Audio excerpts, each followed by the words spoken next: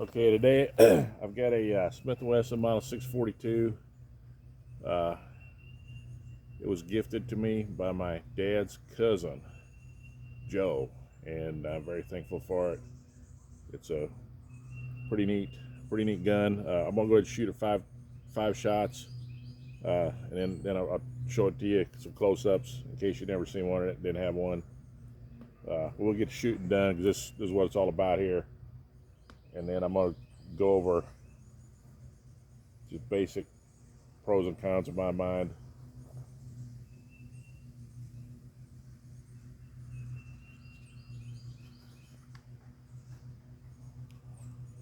I'm shooting the large plate. I got a black dot in the middle of it. I'm going for that black dot.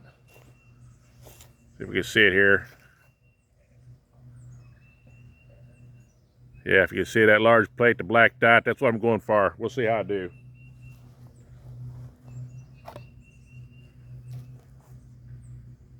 Oh, and it has, by the way, a crimson laser in it. Yeah, if you can see that, I don't know if you see that or not, but I really like that.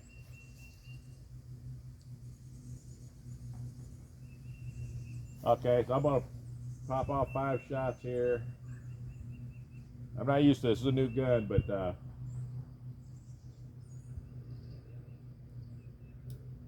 wait, get my ears on.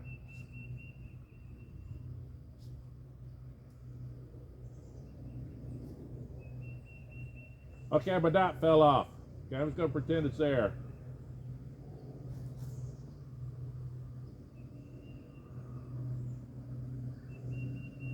No, wait. I gotta put it back up. I think I'll have a flyer if I don't.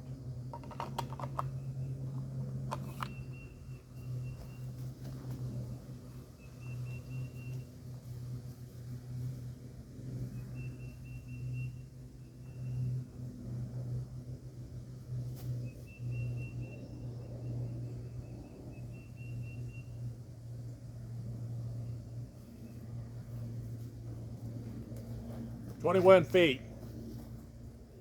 This is a self-defense gun, so this is sort of a self-defense application.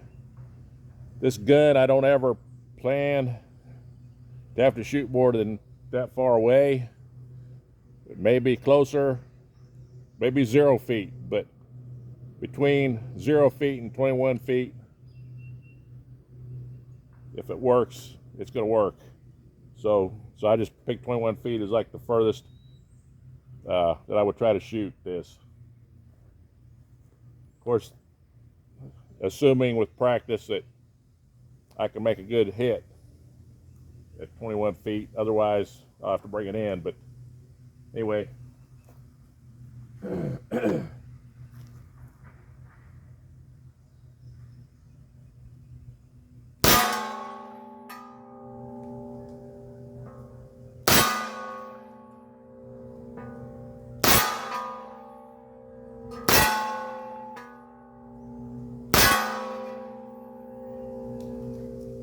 Okay, that's the laser's off. My laser was actually above the target, so I was kind of pulling down a little bit.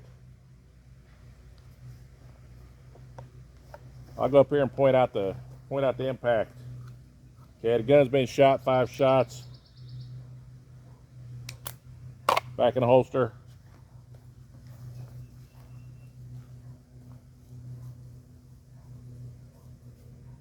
Got 1, 2, 3, 4, 5.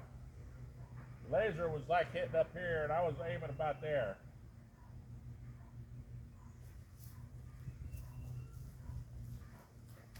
It's obviously off to adjust the laser. I just got this gun. I haven't shot it yet. It don't look like it's been shot much. We'll go through it here. I've got the pocket holster for it. And the perfect application of this gun for me, 2 things. One is for pocket carry in the summer. You see how I'm dressed. I got on cargo shorts and a t-shirt. Kind of my only conceal option is in my front pocket or some kind of a holster that's hidden inside my pants somewhere, and the pocket is pretty much the easiest thing to access. So I carry this pocket holster, and this little hook here catches, and it just pops right off. I'm gonna turn the laser off. And I'm just going to go ahead and take these empties out. They've been shot. Just I don't want to be swinging around a gun that someone might think's loaded. So anyway, so the perfect application to me, in my mind, is pocket carry in the summer. I got minimal clothes, but I want to have something to carry. In the fall and winter, when I've got more clothing, I'll carry bigger guns, but the little guns are fine for pocket, intermediate gun inside the waistband, and then any kind of big or heavy gun or full-size gun. To me, the most comfortable is a pancake holster or paddle holster.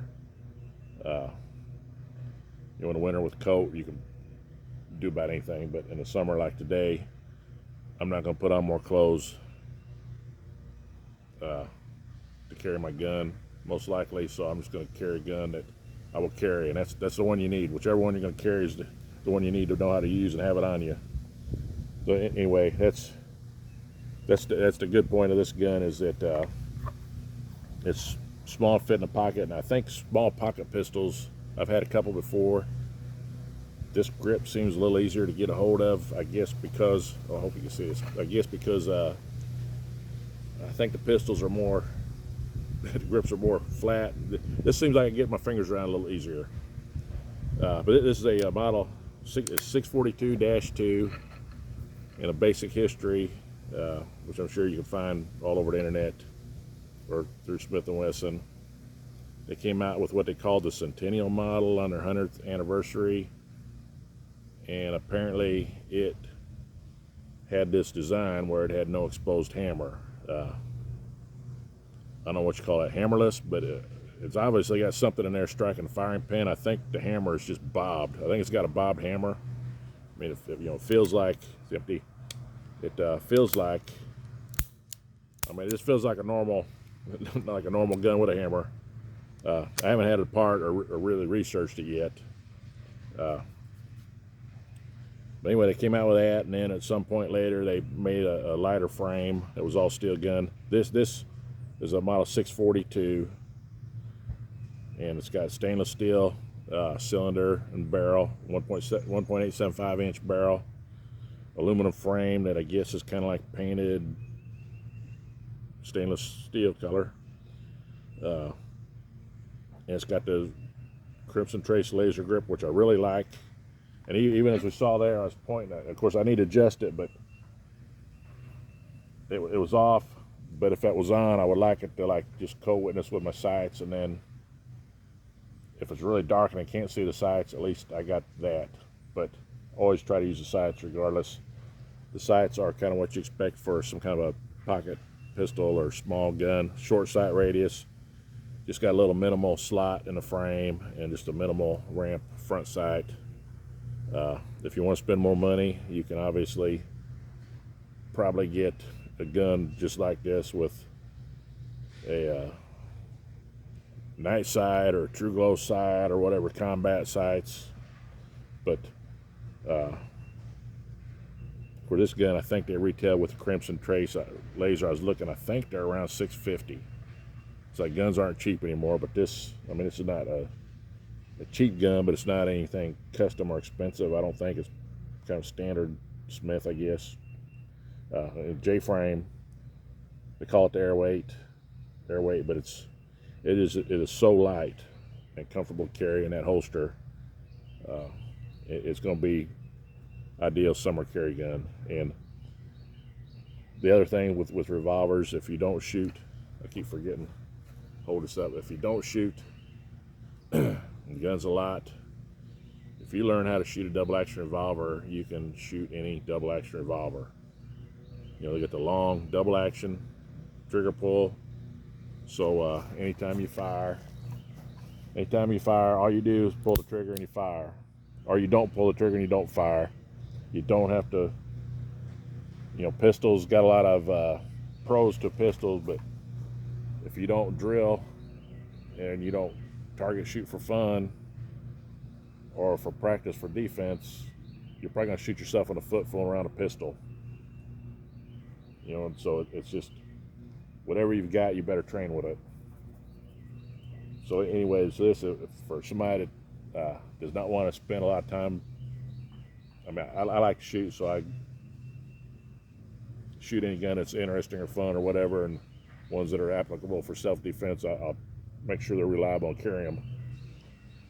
But anyway, that's a huge plus for this. Lightweight, simple operation. Basically, you just like any double action, swing the cylinder open, you load it, you get speed loaders, load it, shut the cylinder, and then you put it away, and it's good to go whenever you are. Sights are fixed, they're always there, nothing to adjust, nothing to mess with. So it's just basic, fundamental, all around dependability. And then this had about a 11 plus pound trigger. I got a cheap trigger gauge, so it was real hard to get it precise, but it was breaking over 11 pounds. So I took the strut out and the hammer spring out. It's a coil spring, and this gun, I think like every newer gun, they don't finish the parts that don't show. They leave burrs and stuff on them, and I guess if it doesn't show and it does not touch anything else, it doesn't matter if there's a burr inside. But when you got a spring strut with a spring going through it and it's got rough edges, you got to take those rough edges off, or you're going to fill them in your trigger. And that's not a complaint against Smith & Wesson in particular. Ruger's, about any gun I bought with a setup like that, I always have to go in, the entire action, the moving parts, deburr the edges, clean it up. Even I love CZs, but I bought a CZ 75 and single action trigger. They didn't finish where the sear engages the hammer. There was grind marks on it. And that was the grittiest single action trigger I've ever experienced in my life. Other than a Russian model 1895 revolver I had one time. That had the worst trigger in the world. Probably 25-pound weight. Double action, single action is probably 12 pounds. But anyway, even CZ, they didn't quite finish it all the way. But I honed out the machine marks, and it's just awesome. And I put an M Carbo kit in it. Probably all my pistols, maybe not all of them, most of them, I've got an M Carbo spring kit in. I put one in the SIG. I put one in my M&P 2.0. Got one on the CZ. And it just helps reduce the spring, it reduces your trigger pull, but still maintains reliability. Now this thing, my problem is if I fool around this, I might jack up the reliability, so that's a real problem. So I'm not going to try to get this spring too low, or the trigger pull too low. I took the spring and I clipped, I think, a coil and a half off of it, and then I also took an Allen wrench, T-handle Allen wrench, and I slid a spring over it. So got the Allen wrench with the spring around it, and so the spring will spin. And I use a Dremel tool with that green material with the grit in it, that green plasticky rubbery stuff with the grit, and I spin it kind of at an angle where the spring will kind of rotate, but not just spin violently fast, but it'll just kind of rotate so I don't get a flat spot. And I just run that up and down several times, and I take the spring, put it over, get the other end. I run that down, and it decreases the OD a little bit, and just kind of makes lightens up the spring constant. So that helps get things a little bit lighter, and it maintains the same length of spring. But that's a little more of a fine tuning, I think, or you just need to buy a kit. If I was more patient, I'd probably just go to Wolf and just buy a reduced power spring. But anyway, so I did that, and I cut 1.5 coils off the end, and the trigger is now 8 pounds, and I smooth the strut out so I cannot feel any roughness. It's You know, you go slow, which I'm never going to pull this trigger slow in a crisis, I'm sure, but just going slow, it's just smooth, and I don't know if you can see this, but I can hear it and feel it. You know, pull it, and it locks up before the hammer releases, so it's locked up good. There goes the hammer. It's locked. There goes the hammer. And 8 pounds, I can kind of do it slow and control it, or you can do it faster. And of course, the lighter trigger, the less you're pulling the gun around. So I'll probably leave it like that. I may get a replacement spring from Wolf and then take it down a little more, but I don't want to get where I get any light strikes on the primer, because that could be bad. Of course, with a revolver, if you pull it 5 more times, you'll come around that bullet again. I don't know if you can see this or not, but that is a I mean, it looks like a really good primer strike. The primers are not very flat because these are light loads, so the primers aren't really flattened out like a good heavy load would be, but that's got a nice dent in it.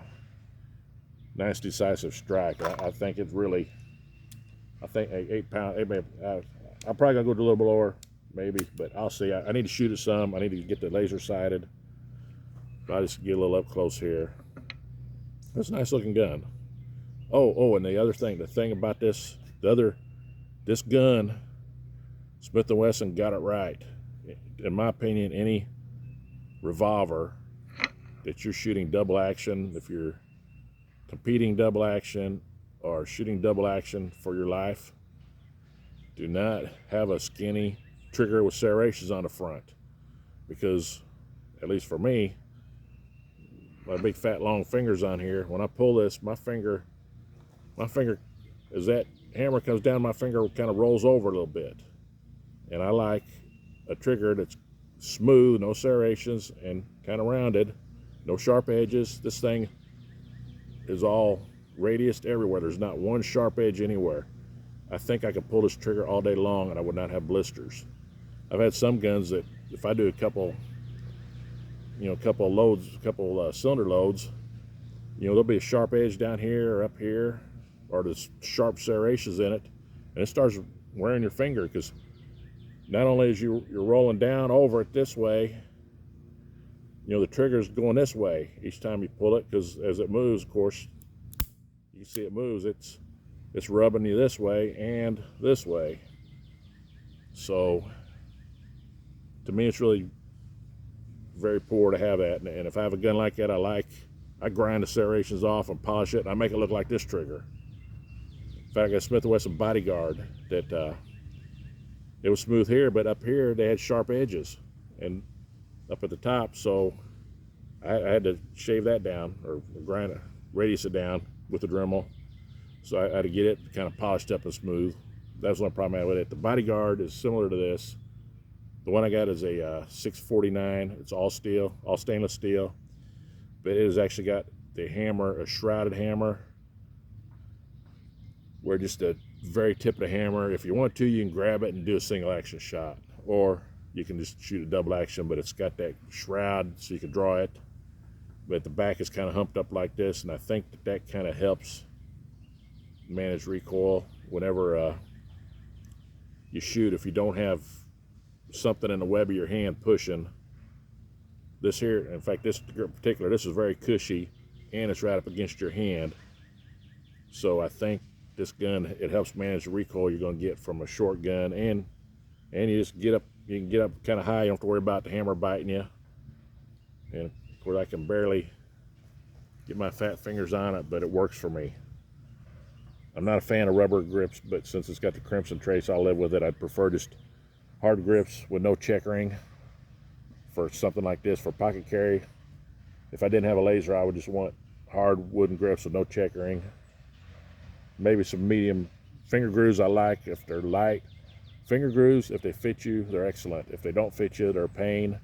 Or if you're grabbing a gun and you don't get a good grab, they're a pain to readjust, but which is why I kind of like a smooth. I like that. Be kind of smoothish. If I'm going to be doing something quick, it's easier, to get it and adjust your grip as you go. I like that. Okay, and here, and we'll shut them. Yeah, it's off. and that's the laser there. And it's got the lock. I'm not going to knock the lock. If you do not have a safe for your guns to keep them in, or a lock box or something, and you've got ammo in the house that is not locked up, and you've got kids, especially young kids, that's a real hazard. And I won't get off into that, but for the aspect of safety, if this gun is not on my body, it's either going to be locked up in my safe or put up somewhere where I can access it and it's usable for me if I need it. So I'm not going to lock it. But if I had children coming or children in the house, I would have this locked up, just because you can't risk it. With my kids, I taught them at a pretty young age what a real gun was, and so I didn't have to worry much with them. But anytime their friends come over, you got to make sure your guns are put away, because that's a horrible tragedy if something happens. So I'm not going to knock this. I don't like the looks. I don't even have a key for it, but I personally don't need it, and I just don't want one more thing to fool with if I need a gun. I want this self-defense gun, when I need it, it's got to be usable. It's got to be loaded. It's got to be on my body or locked in a safe or a box or something that I can easily access. Anyway, so it's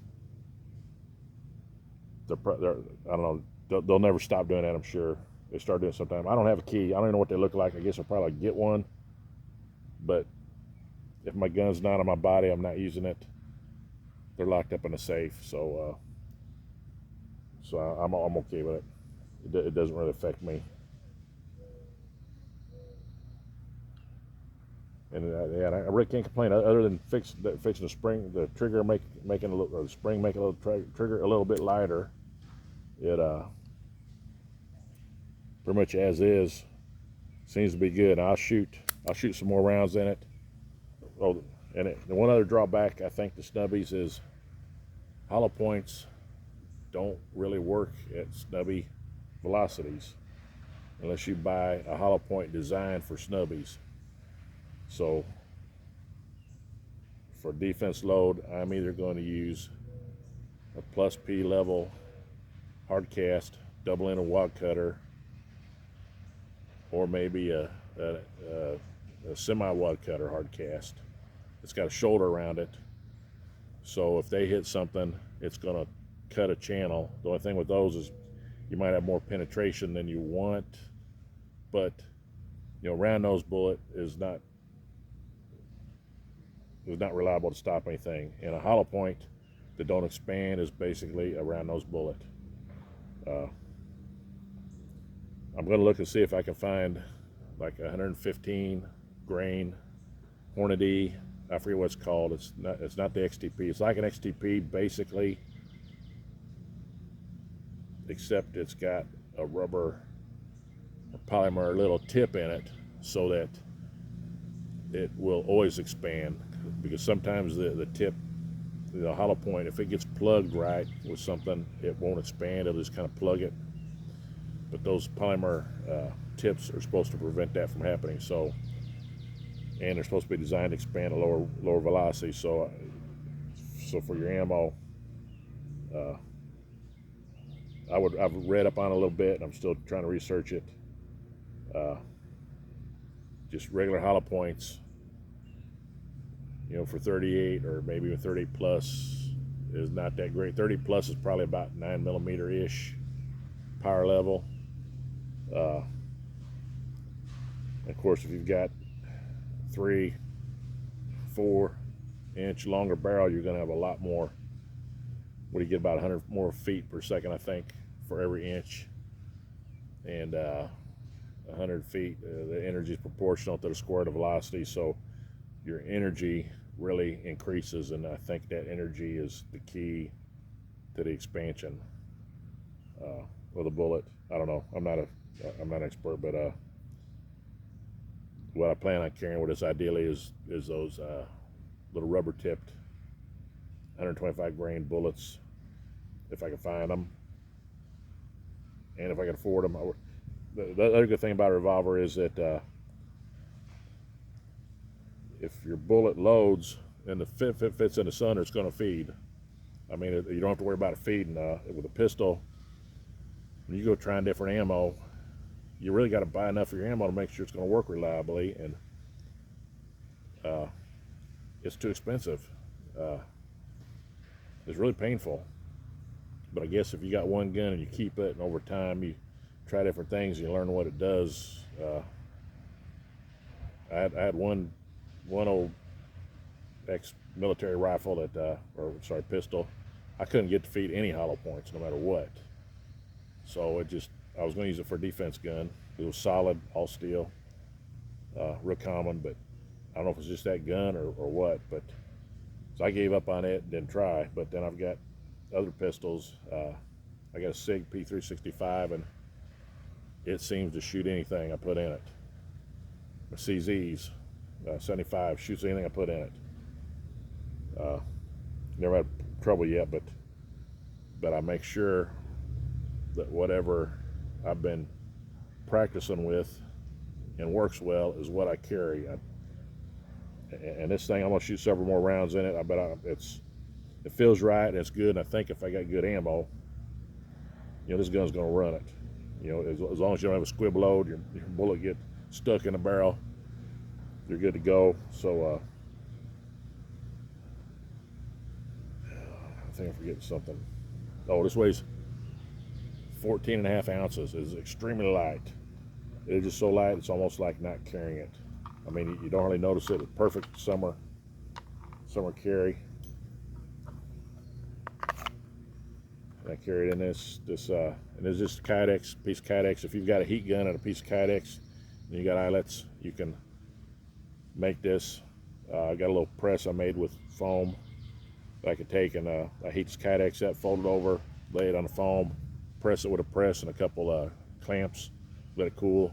Comes out, I drill it, rivet it, rough cut it out with a little coping saw, come back with a Dremel and a sanding wheel on a Dremel, and then use a polishing, the buffing wheel, and kind of buff the edges and smooth it for care.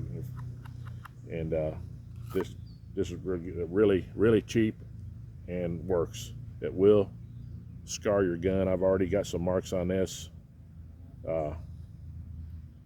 If I did not intend to use this as a carry gun, I would leather line this or have a different holster that would not mark it, because this gun is like brand new. So on one hand, I don't want to mark it up.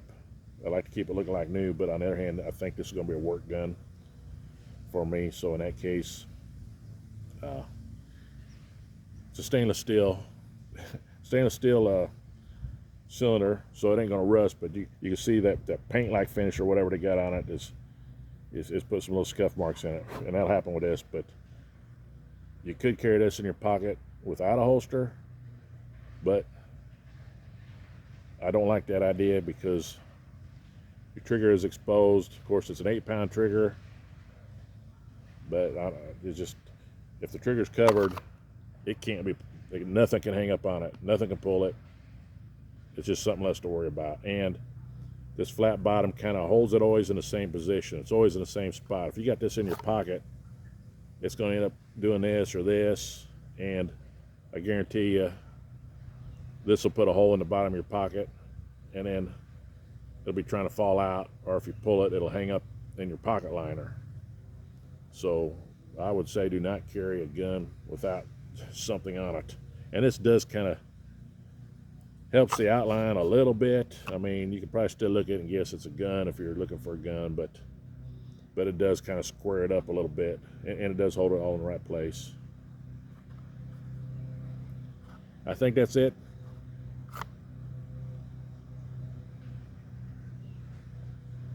Yeah, I think I covered everything. Thank you for watching. There's one last look. If I haven't put you to sleep yet. But this thing, first time shooting. I probably got about an 8-inch group. at 21 feet. If I practiced, of course, that's double action too. And double action, I need to get used to it. Double action, I think the slower you try to shoot double action, the worse you do, at least for me. I got to have kind of, it's like once you commit to pull the trigger, I think you just kind of need to get it pulled without moving the gun. Because that going slow, you just can't hold the gun steady for a long time. You know, free-handed, it's just too much movement, I think. Just trying to hold steady. So there's kind of a sweet spot in there for, I think, how quick you pull the trigger. That's it, and this, yeah, I think it's going to be a really reliable gun. And a bodyguard, similar, but it's heavier, J-frame, and it's got the hammer. So if you wanted to and you had time, you could cock the hammer and get a single action shot. And Smith's always got real nice single action triggers. But this thing I like about this, the positive with this, the aluminum frame, it is so light. The the bodyguard is just, you know, it does have an accessible hammer, but you know, but it's heavier. It's not too heavy. I mean, it's just J-frame, small J-frame, but this thing you put in your pocket. And I'll just show here. I've got, let me show that here. Of course, and the gun's empty.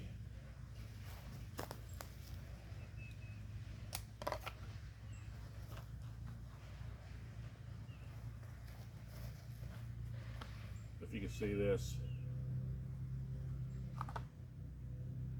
you know, it comes right out.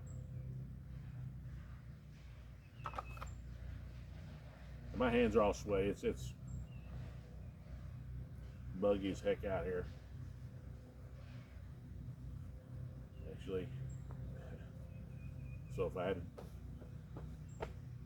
to draw it, it's not as fast as the hip, but you know, it comes out reliably from a concealed position. And a lot of times if I'm walking around, I got my hands in my pocket anyway, or if I see something suspicious, probably the first thing I'm going to do is get my hand in my pocket on the handle, and then it's done. So very important aspect of self-defense, keeping your eyes open, thinking ahead. Jeff Cooper wrote a book. I forgot the name. I need to post it. You need to read it. Damn, I forgot the name of it, but it talks about kind of the mental aspects of being prepared, planning and thinking ahead, what to do in a situation where you got to protect yourself. And it kind of opens your eyes to the mind of a predator. The normal people don't think like a predator. Normal people want to be safe, want their family safe, and you just want to protect your family, live life, enjoy it. But there are people out there who want to take advantage of you, and you don't know to what extent. Somebody may just try to take your belongings but will not hurt you, or somebody may do unspeakable things to you and then take your belongings, and you just never know. But all you can do is be prepared, respond accordingly, and train. You know, always. I carry my gun when I mow the yard. If I see a copperhead or a water moccasin, I'll shoot it, because I don't want them up in my yard around the house. We got flower beds and plant beds, and regular snakes are okay, but anyway, you know, I carry it for that, and also carrying it around the property if I'm doing something, especially if you never carried before. That's the best way to learn, because day one when you carry a gun, you're going to do something and your gun's going to fall out. You know, something you're not going to think about, you're going to fall out. I know somebody, it was not me, I'm not going to mention names, but they just got their permit, and unlike me, they only carry when they think they need to carry, but they hadn't really done a lot of training, and they went to the bathroom, and drop the britches to go to the bathroom, and the gun and holster fall out and slide in the next stall. Luckily, nobody was there, but there's just infinite things like that could happen. And so I always, any new gun, holster combination, whatever, I debug it. Try to debug everything. New gun, shoot it with the ammo you're going to shoot. Make sure they all work together. Make sure it works with your holster. When I take out the trash, I got it. If I'm mowing, whatever, I'm cutting a tree down in the yard. I've always got something that either I'm debugging it or I just got it just to keep sharp on it and always be ready. And that's so important, I think. You can't just get a gun and put it in a gun case and then expect you're going to save your life or someone else's life if something comes up, if you haven't trained. Anyway, thank you for watching. I'm going to move on to something else neat.